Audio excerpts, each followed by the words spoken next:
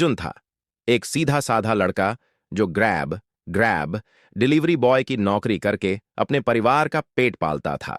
उसके हाथ में एक बैग था जिसमें खाने के पैकेट थे और दिल में हजारों चिंताएं। रात के 11 बज रहे थे और उसकी आखिरी डिलीवरी अब भी बाकी थी। उसने मोबाइल निकाला और देखा, लोकेशन किसी सुनसान इलाके की थी। उसने गहरी सांस ली और स्कूटी स्टार्ट कर दी।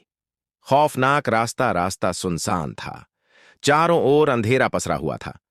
ठंडी हवा चल रही थी और हल्की हल्की बारिश भी होने लगी थी। अर्जुन का दिल तेजी से धड़कने लगा। सड़क के किनारे पुराने उजड़े हुए मकान खड़े थे, जिनकी टूटी खिड़कियों से झांकता अंधेरा उसे अजीब सा महसूस करा रहा था। जब वह लोकेशन के पास पहुंचा तो उसने देखा कि वहां कोई मकान नहीं था, बस एक पुराना वीरान बंगला खड़ा था। अर्जुन को अजीब लगा। उसने कस्टमर को कॉल किया। उधर से एक धीमी और गहरी आवाज आई, डिलीवरी दरवाजे पर रख दो और वापस चले जाओ। अर्जुन के रोंगटे खड़े हो गए, मगर नौकरी थी, करना तो था।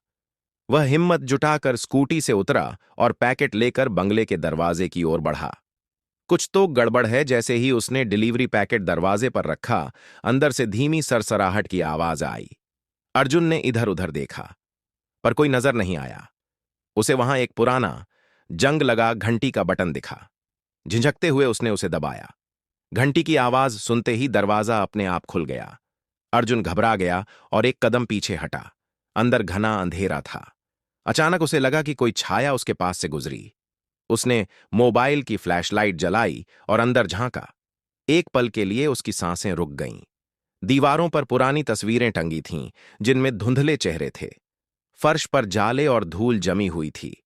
वह पीछे हटने ही वाला था कि एक औरत की धीमी, कांपती हुई आवाज आई, रुको, मत जाओ। डर और हकीकत अर्जुन की रीढ़ में ठंडक दौड़ गई। उसने हिम्मत करके अंदर झांका तो देखा, एक बूढ़ी औरत एक कोने में बैठी थी। उसके बाल बिखरे हुए थे और आंखों में अजीब सी उदासी थी। अर्जुन ने कांपती आवाज में पूछा, आपने ही खाना ऑर्डर किया था? बूढ़ी औरत ने सिर हिलाया। उसकी आवाज टूटी हुई थी, मेरा बेटा ग्रैब में काम करता था। 2 साल पहले एक एक्सीडेंट में चला गया। तब से मैं हर रात उसके लिए खाना ऑन ऑर्डर करती हूं। मानो वह अभी भी आकर इसे ले जाएगा। अर्जुन की आंखें भर आईं। वह कुछ बोल नहीं पाया।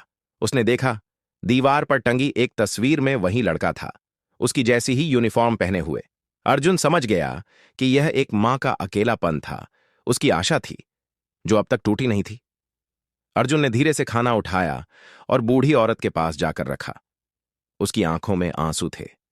उसने धीमे स्वर में कहा, आज से मैं खुद आकर आपको खाना दिया करूंगा आंटी। बूढ़ी औरत ने कांपते हाथों से अर्जुन का हाथ थाम लिया।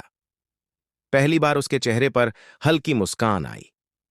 अर्जुन ने महसूस किया कि कभी कभी डर के पीछे छुपी होती है किसी की अधूरी उम्मीद।